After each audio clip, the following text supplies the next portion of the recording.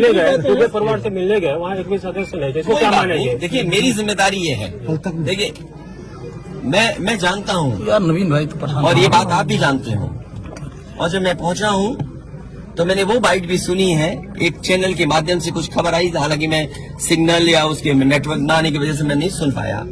जो बात मुझे समझ में आई कि वो परिवार नहीं मिलना चाहता, ये उसकी भावना है और उसको उसकी बेटे की भावना नहीं हो सकता हो।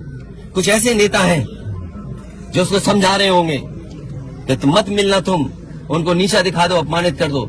सवाल ये नहीं, हम किसी के भी दुख में शामिल होने आए हैं। इसीलिए मैंने कहा, आपने जब बुलडोजर से किसी की माँ और बेटी को जला दिया गया और बुलडोजर चल गया, आप उस परिवार के उस बेटे से मिलने नहीं गए। उस बेटे को इस सरकार ने ठंड में नंगा किया था। अरे हम तो कहते हैं उस बेटे से तुम क्यों नहीं गला मिलते हो जाकर, क्यों नहीं मिलते जाके सरकार? मैं आर्थिक सहायता इस परिवार की भी, और अगर वो परिवार कहेगा तो मैं उस परिवार की भी मदद करूंगा। अच्छा ये क्या है, ये बेटा क्या करेगा? अच्छा ये बताइए, गाड़ी उठा ले गए, ये परिवार चाहता था कि हमें चाय पिला दें, हम इसके घर आए।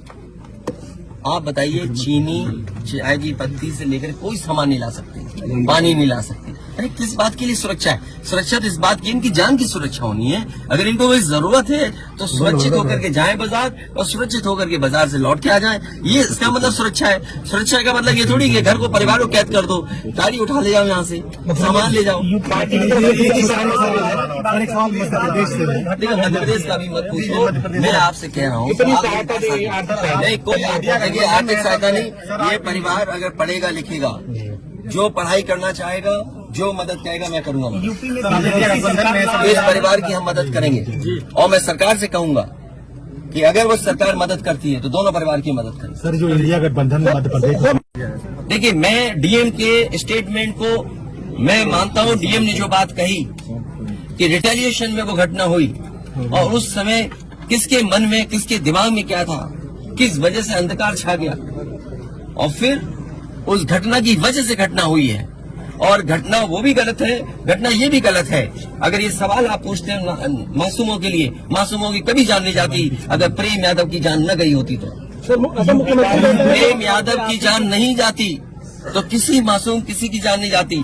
आखिरकार सरकार क्यों इस बात को छिपाना चाहती है कि प्रेम यादव को बुला करके मारा, और किसने मारा, धारदार से कैसे मारा?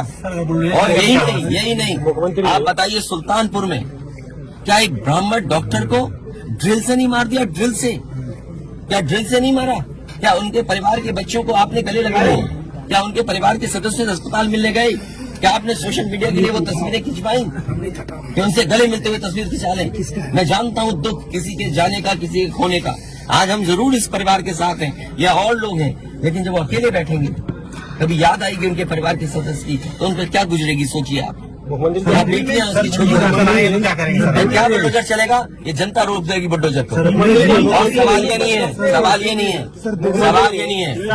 एक मिनट जाइए ना,